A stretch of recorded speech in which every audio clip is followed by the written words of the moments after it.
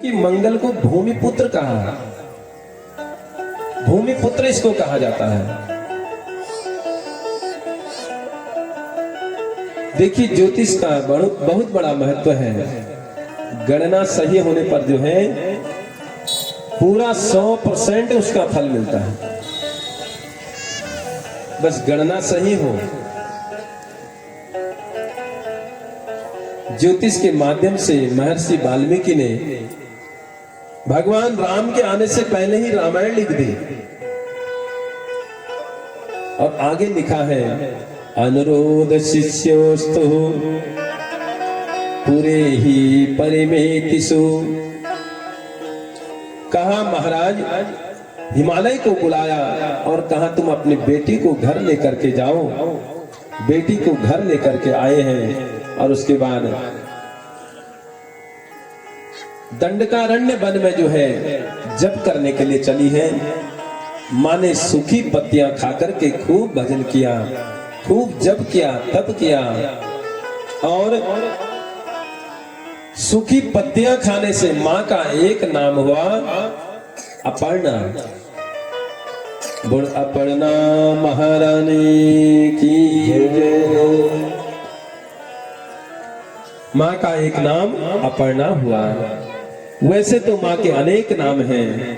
प्रथमम शैलपुत्री च, द्वितीयम ब्रह्मचारिणी, तृतीयम चंद्रघंटेति, कूष्मांडेति चतुर्थकम, पंचमम स्कंदमातेति, षष्ठम कात्यायनीति च, सप्तमम कालरात्रीति, महागौरीति चाष्टमम, नवमम सिद्धिदात्री च, नव दुर्गा प्रकीर्तिता। 9 नाम तो यह है। ऐसे अनेक नाम हैं। तो नाम जो है माँ के अनेक पड़े। तो प्रभु प्रेमी जनों, मैया जो है साधना में बैठी है, उधर देवता परेशान हैं। किससे? एक ताड़कासुर दैत्य ने इनको बहुत परेशान किया है।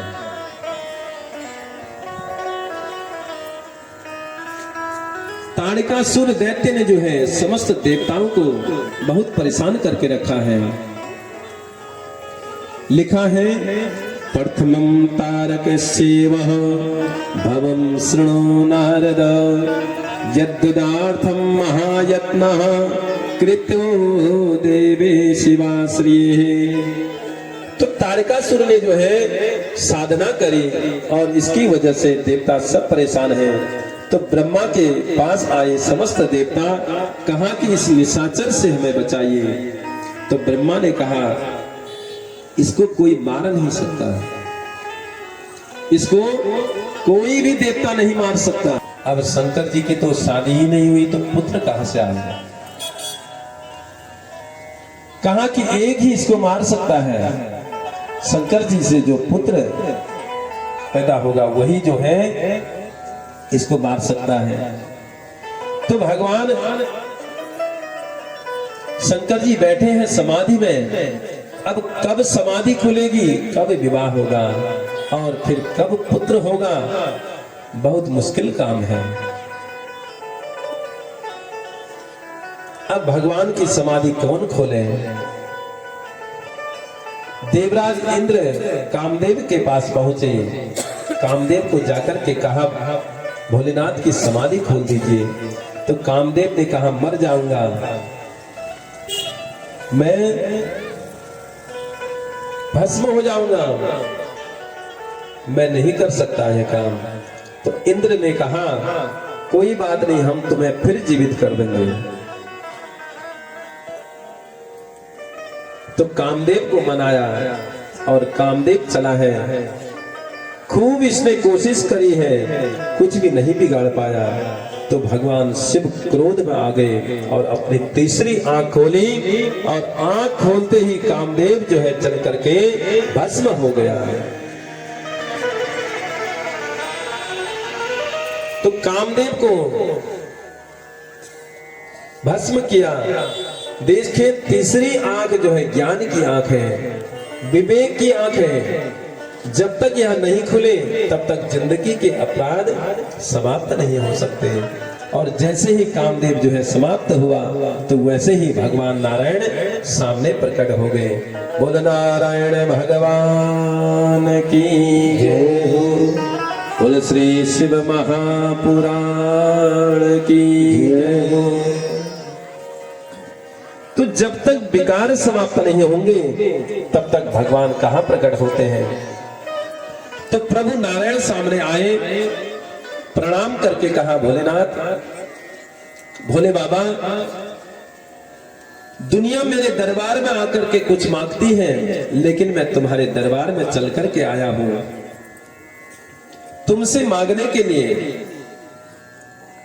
नारायण और शंकर में इतना अंतर है, जगत को जो दे दे उसे नारायण कहते हैं, और भगवान को जो देने की भी क्षमता रखते हैं उसे शंकर कहते हैं। संसार को देने के लिए तो नारायण काफी है, लेकिन जो भगवानों को भी दे दे वह शक्ति भगवान भोलेनाथ के पास ही है।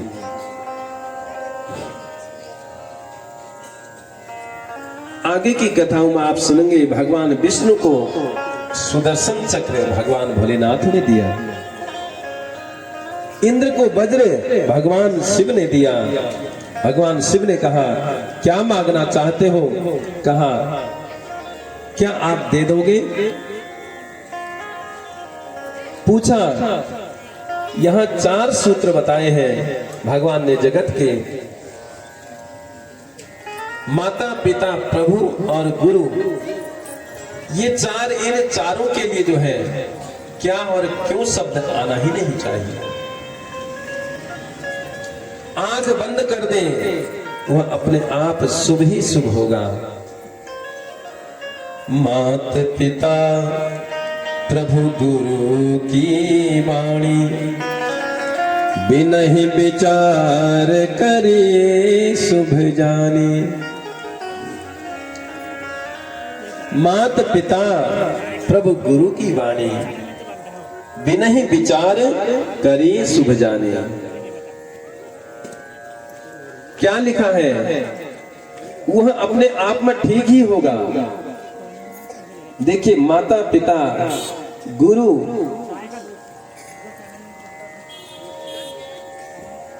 जो भी कहे वो गलत नहीं कह सकते।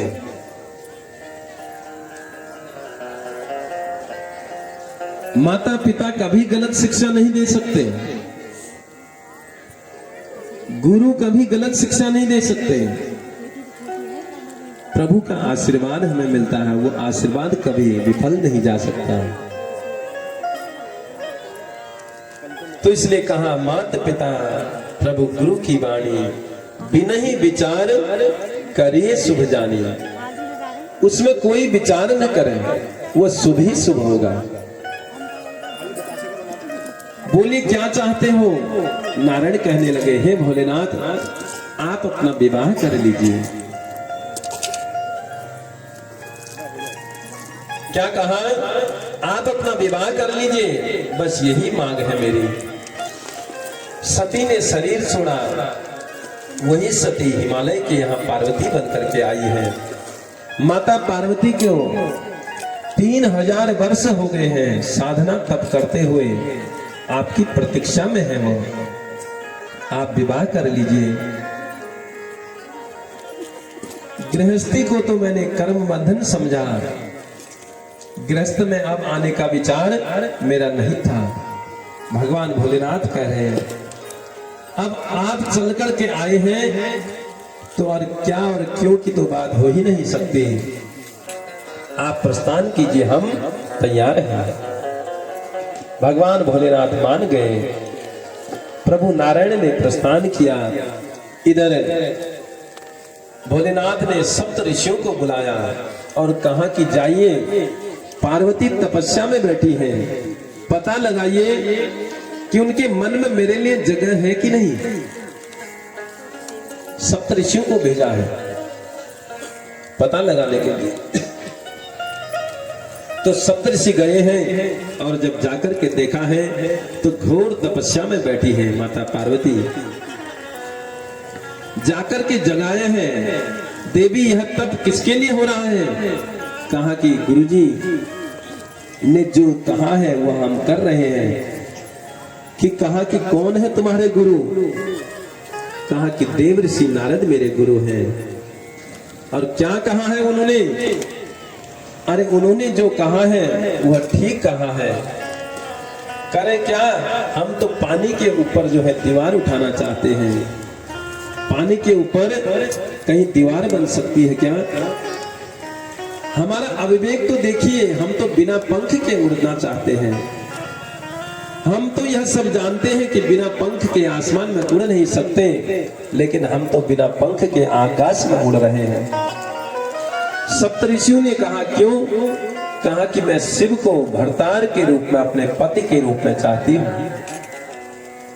माता पार्वती कहती है सप्तऋषियों को कि मैं भगवान शिव को जो है अपने पति के रूप में चाहती हूँ, इसीलिए मैं तपस्या में बैठी हूँ। मैं बिना पंख के उड़ रही हूँ। मोरो समाना कुंडल कंकन पहरे ब्याला तन विभूति पटके हर छाला शिवहि संबोधन करहि सिंगारा जटा मुकुट हरि मोरो समाना कुंडल कंकन पहरे ब्याला तन विभूषि पट हरि चाला शशि ललाट सुंदर सिर गंगा नयन दीन उपवीत भुजंगा गरल कंठ उर नर सिर माला आशीष देश शिव धाम कृपाला।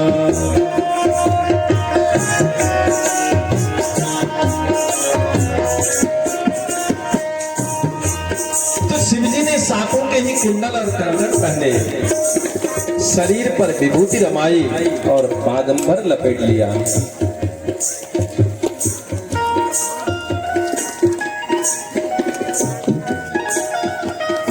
कुंडल कंकन पहने व्याला तन विभूति पटके छाला।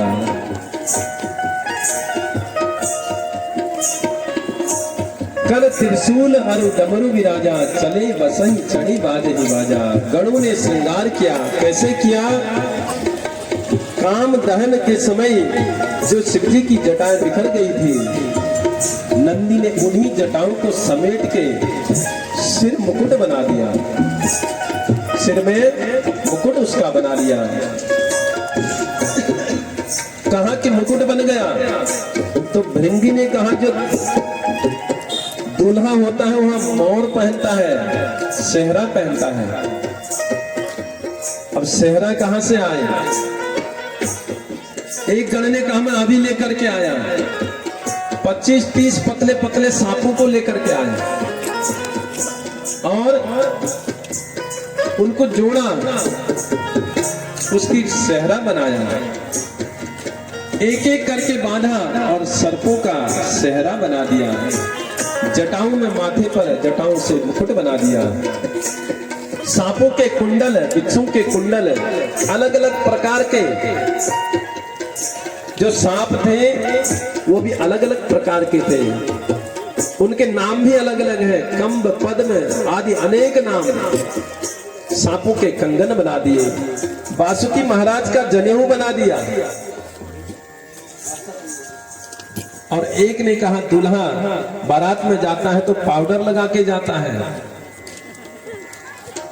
अब पाउडर कहां से आया।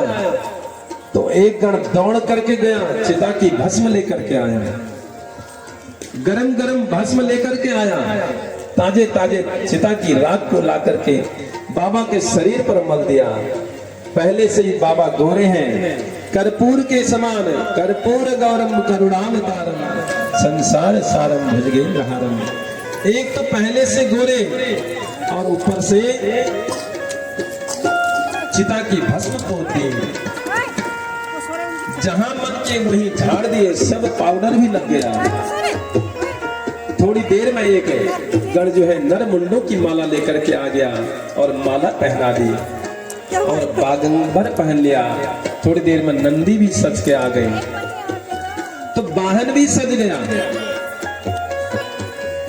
तो नंदी में बिठाया।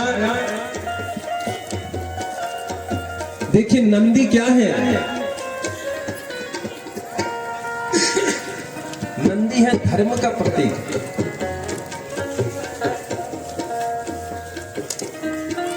धर्म के प्रतीक है नंदी। इससे क्या होगा? धर्म याद रहेगा तो जीवन में बदलाव नहीं आएगा। भगवान भोलेनाथ के हाथ में त्रिशूल है। त्रिशूल क्यों है? त्रिशूल भगवान ने क्यों पकड़ा है? त्रिशूल का अर्थ है काम, क्रोध और लोभ। तीन शूल भगवान शंकर के मुट्ठी में बंद है। भगवान की मुट्ठी में त्रिशूल रहता है। काम, क्रोध और लोभ। देखिए काम, क्रोध और लोभ ने जो है अयोध्या का नाश कर दिया। कैसे? दशरथ को काम आया और कैकेयी को क्रोध आया और मंथरा को लोभ आया। तीनों ने अयोध्या का नाश कर दिया। तो इसलिए काम, क्रोध, लोभ को जो अपनी मुट्ठी में रखता है वह संयम से रहता है, और इसको खोल दोगे तो नाश हो जाएगा। इसलिए भगवान भोलेनाथ ने इनको अपनी मुट्ठी में रखा है। तो इसीलिए भगवान भोलेनाथ के हाथ में त्रिशूल है।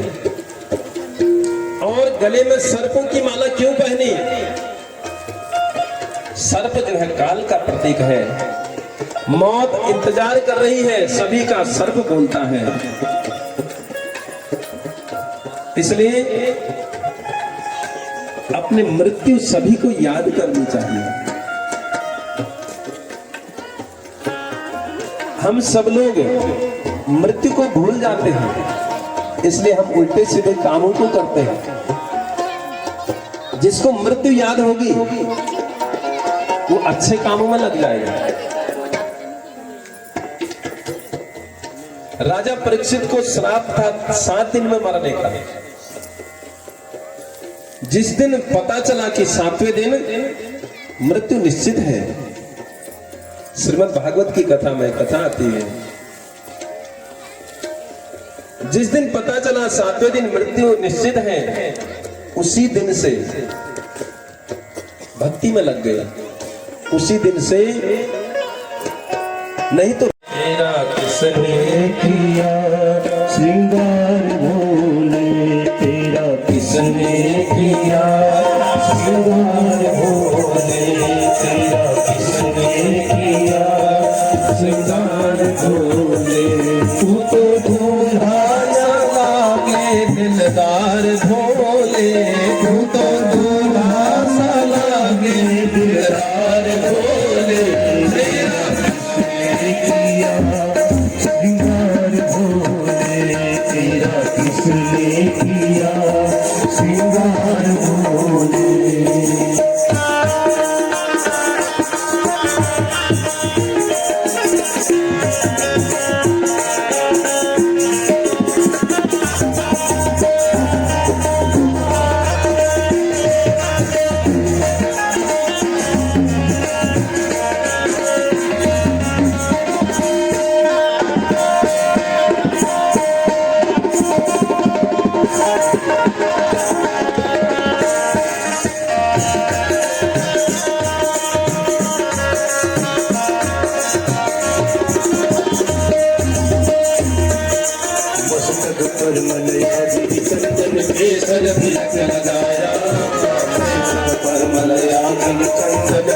कर तिलक लगाया, सिर को मुकुट कानों में कुंडल इत्र बहुत बरसाया, सिर को मुकुट कानों में कुंडल इत्र बहुत बरसाया। महकता रहे दरबार भोले, महकता रहे दरबार भोले, तेरा किसने किया श्रृंगार भोले, तेरा किसने किया श्रृंगार